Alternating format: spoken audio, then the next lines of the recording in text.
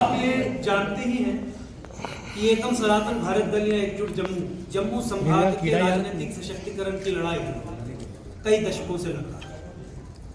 आप ये जानते ही हैं कि एकजुट जम्मू जो अब राष्ट्रीय स्तर पे जाके एकम सनातन भारत दल बना, इसने उस कॉन्ट्रैक्ट को, उस अंडरस्टैंडिंग को चुनौती देने का काम किया जो दिल्ली और कश्मीरी एस्टैब्लिशमेंट के बीच में थी, और जिस अंडरस्टैंडिंग और कॉन्ट्रैक्ट के चलते जम्मू संभाग को एक सेकेंड ऑर्डर स्टेटस में रख दिया गया था। जम्मू संभाग को कश्मीर का एक गुलाम बना के रख दिया गया था।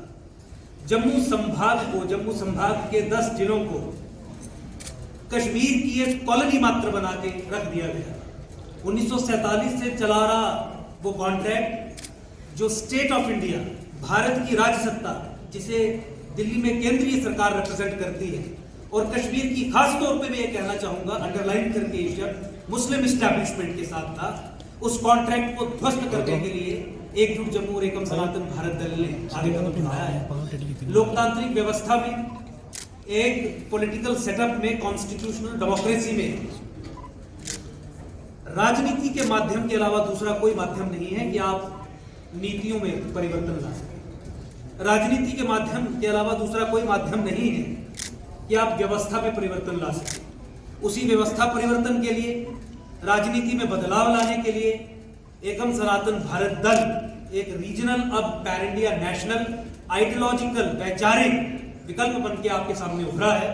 और आज जम्मू संभाग के लोगों की दिलों की वो आवाज कि हमें विकल्प चाहिए। कांग्रेस को बदला 2014 में, भाजपा आ गई, भाजपा ने त्रस्त कर दिया। कांग्रेस भाजपा दोनों का विकल्प चाहिए। उस विकल्प के रूप में एकम सनातन भारत दल जम्मू संभाग और पूरे देश के लोगों के सामने है।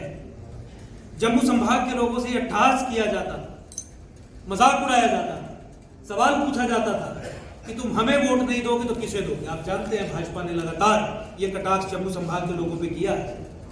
तुम्हारा, हम करें कुछ या ना करें, तुम क्या करो। डेली वेजर्स हो, कॉन्ट्रैक्चुअल लेबरर्स हो, कॉन्ट्रैक्चुअल अरेंजमेंट पे सरकारी दफ्तरों में काम करने वाले लोग हों, एमजी नरेगा के एम्प्लॉइज हों, हमारे वीडीसीज हों, वीडीजीसीज हों, एसपीओज हों, 10+2 लेक्चरर्स हों, पीएचई के डेली वेजर्स हों, पीडीडी के भी कुछ डेली वेजर्स हों, कॉन्ट्रैक्चुअल एडहॉक तमाम कैटेगरीज के लोग हों, एजुकेशन डिपार्टमेंट में हमारे कुक्स हों, जितने भी लोग हैं, जितने भी एडहॉक कॉन्ट्रैक्चुअल अरेंजमेंट पे हैं, उनसे भी ये मजाक किया जाता था कि तुम्हें रेगुलराइज नहीं करेंगे तो तुम्हारा क्या होगा, तुम क्या करोगे, तुम्हें हमें वोट देने के अलावा क्या चाह। और जम्मू कश्मीर में सेंटर ऑफ पावर कश्मीर को बना के सब कुछ कश्मीर को सौंपना, डिलिमिटेशन भी एंटी जम्मू सेंसिस के आधार पर करवा के सत्ता की कमान बागडोर कश्मीर को सौंपना, और फिर जम्मू पे हंसना कि तुम क्या कर लोगे।